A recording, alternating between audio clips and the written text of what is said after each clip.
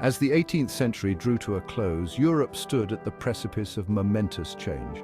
The French Revolution, with its cries for liberty, equality, and fraternity, had sent shockwaves across the continent. Monarchies trembled as the old order crumbled, challenged by the burgeoning ideals of popular sovereignty and republicanism. The French Revolution, though chaotic and bloody, ignited a firestorm of change, upending centuries-old power structures and societal norms. It was in this era of upheaval and uncertainty that a young artillery officer from Corsica, Napoleon Bonaparte, would rise to prominence, leaving an indelible mark on the course of European history. The intellectual ferment of the Enlightenment, with its emphasis on reason and individual rights, had permeated the minds of philosophers and reformers alike. Thinkers like John Locke and Jean-Jacques Rousseau had articulated powerful arguments for limited government and popular consent. Their ideas, disseminated through salons and pamphlets, challenged the divine right of kings and sowed the seeds of revolution. The American Revolution, a beacon of hope for those yearning for liberty, provided a tangible example of a successful rebellion against monarchical rule. The French Revolution, however, proved far more tumultuous and radical than its American counterpart.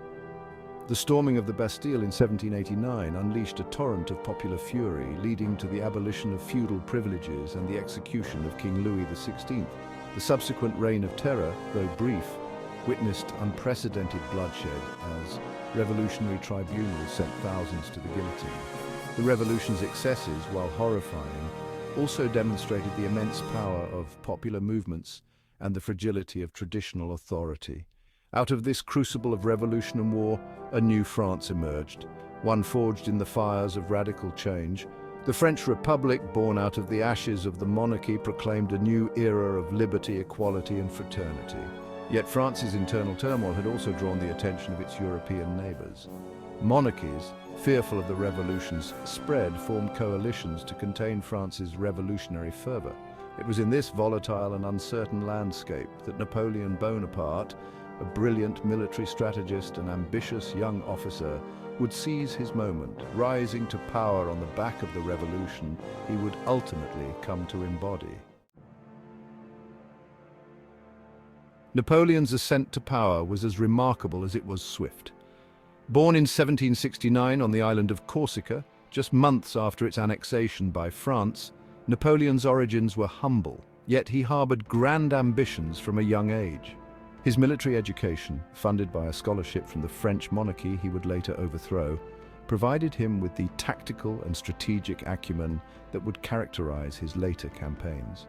Napoleon's early military career, though marked by occasional setbacks, demonstrated his natural talent for leadership and battlefield innovation. The French Revolution provided Napoleon with the opportunity to prove his mettle. Amidst the chaos and uncertainty of the Revolutionary Wars, Napoleon's tactical brilliance shone through. His early victories in Italy against Austria, marked by daring maneuvers and innovative use of artillery, propelled him to national prominence. Napoleon's campaigns were characterized not just by military prowess, but also by his understanding of the power of propaganda. He cultivated an image of himself as a man of the people, a defender of the revolution's ideals, even as he consolidated his own power. Napoleon's return to France in 1799 was met with both adulation and apprehension. The Directory, the government in power, was weak and unpopular. France, exhausted by years of war and internal strife, yearned for stability and strong leadership. Napoleon, sensing an opportunity, seized power in a bloodless coup, establishing himself as first consul. The coup of 18 Brumaire, as it became known, marked the end of the French Revolution and the beginning of Napoleon's consulate. Though ostensibly a republic, France under Napoleon's consulate bore all the hallmarks of a dictatorship. Napoleon consolidated his power, centralizing authority in his own hands. He implemented a series of reforms, streamlining the bureaucracy, establishing the Bank of France, and most notably introducing the Napoleonic Code. This comprehensive legal code, though embodying many Enlightenment principles, also served to solidify Napoleon's control and shape French society according to his vision. Napoleon's rise to power, though facilitated by the Revolution, ultimately marked its demise, ushering in a new era of French history dominated by his ambition and military genius. Napoleon's early years in power were marked by a series of stunning military triumphs that cemented his reputation as a military genius and expanded French influence across Europe. His campaigns were characterized by lightning-fast maneuvers, innovative tactics, and a keen understanding of his enemy's weaknesses. Napoleon's victories not only secured France's borders, but also spread the ideals of the French Revolution, albeit often at the point of a bayonet. One of Napoleon's most celebrated campaigns was his Italian campaign, where he faced off against the Austrians, a formidable military power. Napoleon's army, though outnumbered and undersupplied, proved more than a match for the Austrians. His victories at Lodi, Arcole and Rivoli showcased his tactical brilliance and his ability to inspire his troops.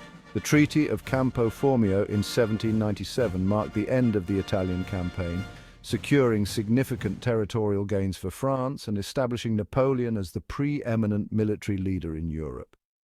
Napoleon's military successes were accompanied by a series of domestic reforms aimed at consolidating his power and modernizing French society. He centralized the French government, creating a more efficient bureaucracy.